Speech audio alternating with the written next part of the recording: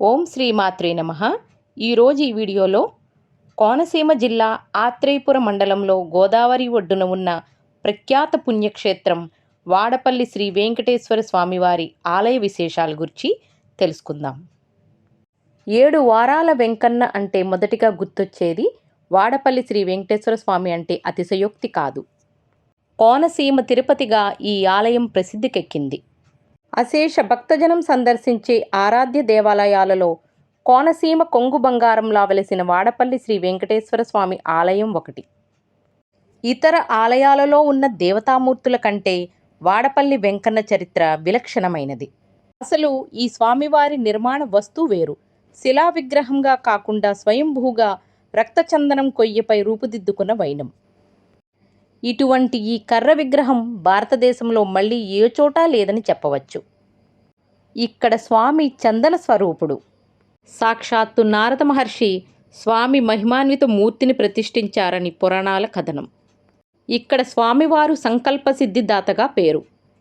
వాడపల్లి వెంకన్నను తలుచుకొని ఏదైనా సంకల్పం చేసుకుంటే తప్పక నెరవేరుతుందని అంటారు.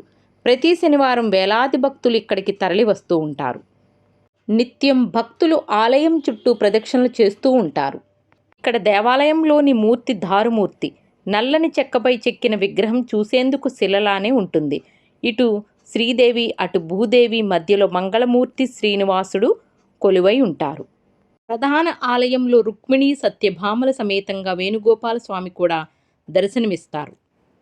విశిష్ట అద్వైత్వ ఆచార్యులు అయిన 12 మంది ఆళ్వార్ విగ్రహాలు కూడా ఈ దేవాలయంలో ఉన్నాయి. ఆలయానికి దక్షిణంగా క్షేత్రపాలకుడు అన్నపూర్ణ సమేత విశ్వేశ్వర స్వామివారు కూడా కొలువుదీరి ఉన్నారు.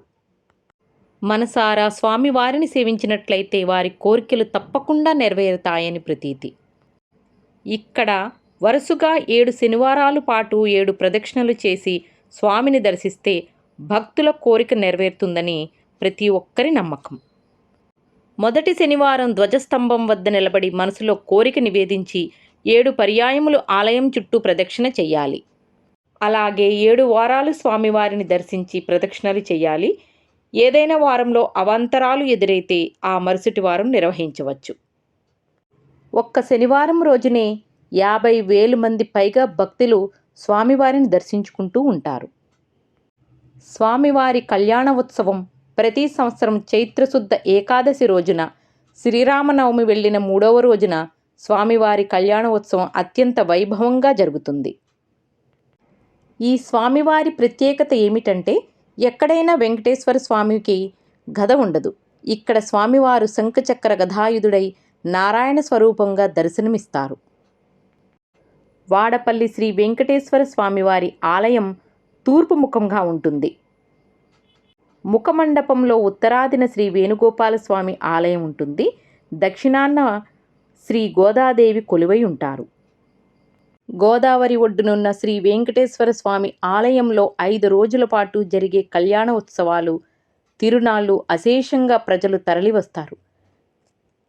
కళ్యాణం జరుగుతున్నంతసేపు కళ్యాణ మండపంలో కర్పూర దీపాలు వెలుగుతూ ఉంటాయి.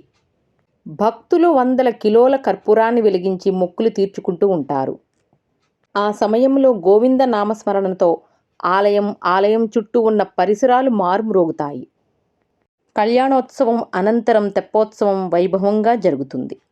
ఈ ఆలయంలో గోదాదేవి కళ్యాణం నిర్వహిస్తే పెళ్లి కాని వారికి వివాహం అవుతుందని భక్తుల ప్రగాఢ నమ్మకం. ఈ ఆలయంలో వెంకటేశ్వరుడిని నారదుడే స్వయంగా నామకరణం చేసి ప్రతిష్ఠింపచేసినాడు.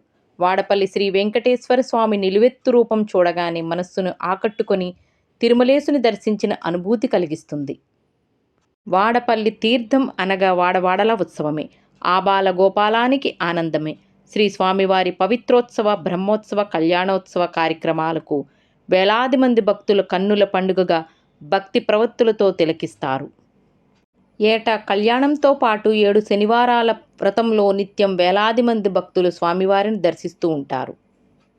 7 శనివారముల వాడపల్లి వెంకన్న దర్శనం 7 జన్మాల పుణ్యఫలం.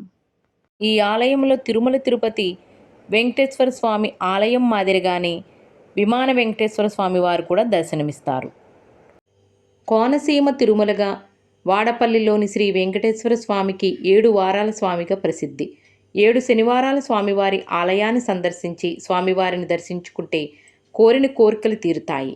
ఈ క్రమంలో జిల్లా నుంచే కాకుండా ఇతర రాష్ట్రాల నుంచి సైతం భక్తులు ఈ ఆలయానికి పెద్ద సంఖ్యలో తరలివస్తారు. శనివారం రోజు ఆలయం బాగా రద్దీగా ఉంటుంది. తెల్లవారుజాము నుంచి వాడపల్లి వెంకన్న దర్శనానికి భక్తులు పెద్ద సంఖ్యలో బారులు తీరుతారు. స్వామివారిని దర్శించుకుని మొక్కులు చెల్లిస్తారు. కలియుగంలో ఏ స్వామిని దర్శిస్తే మనలో బాధలు సమస్యలు వైదొలిగి మనశ్శాంతితో జీవిస్తామో, ఏ స్వామిని దర్శిస్తే సకల శుభాలు మన కుటుంబాలకు చేకూరుతాయో, ఏ స్వామిని దర్శిస్తే అన్న వస్త్రాలకు లోటు ఉండదో అటువంటి స్వామి కలియుగ ప్రత్యక్ష దైవం శ్రీ వెంకటేశ్వర స్వామి అంటారు. తిరుపతి క్షేత్రం తర్వాత అంతటి వైభవం వాడపల్లి వెంకటేశ్వర స్వామికి చెల్లిందనడంలో ఏమాత్రం సందేహం లేదు. వేలాది భక్తులు ముఖ్యంగా శనివారం పర్వదినం స్వామిని దర్శించాలంటే పెట్టి పుట్టాలి అనే విధంగా అత్యధిక భక్తులు స్వామివారి దర్శనానికి వచ్చి మాడవీధుల్లో ప్రదక్షిణాలు చేసి స్వామివారిని దర్శించుకుంటూ ఉంటారు. దీంతో పచ్చని కోనసీమ జిల్లా అంతా హరినామంతో మారిపోతూ ఉంటుంది. తెలుగు రాష్ట్రాల నుంచే కాకుండా ఇతర దేశాల నుంచి సైతం వాడపల్లి వెంకటేశ్వర స్వామిని దర్శించుకొని ఆధ్యాత్మిక ఆనందం పొందుతున్నారు. చుట్టూ ఎత్తైన కొండలు, పచ్చటి వాతావరణం మధ్యలో స్వామివారి ఆలయం ఒక పక్క ఆహ్లాదం, మరో పక్క ఆధ్యాత్మిక వాతావరణంలో ప్రజలంతా ఆధ్యాత్మిక ఆనందం చెందుతున్నారు. స్వామివారి దివ్య వాడపల్లి క్షేత్రం ఎలా వెళ్ళాలంటే, రాజమండ్రి నుంచి ఆత్రేయపురం మీదుగా 25 కిలోమీటర్ల దూరంలో మనకి దర్శనం కలుగుతుంది. కాకినాడ నుంచి 72 కిలోమీటర్ల దూరంలో ద్రాక్షారామం, రావులపాలెం మీదుగా ప్రయాణించి ఆలయానికి చేరుకోవచ్చు. కలియుగంలో వాడపల్లి వెంకన్న క్షేత్రం ఒక పరమ పుణ్యధామం. ఎర్రచందన రూపుడిగా దర్శనమిస్తున్న శ్రీ వాడపల్లి వెంకటేశ్వర స్వామివారిని దర్శించుకొని వారి దివ్య ఆశీస్సులు అందరికీ ఉండాలని ఆశిస్తూ ఓం నమో శ్రీ వెంకటేశ్వరాయ నమః.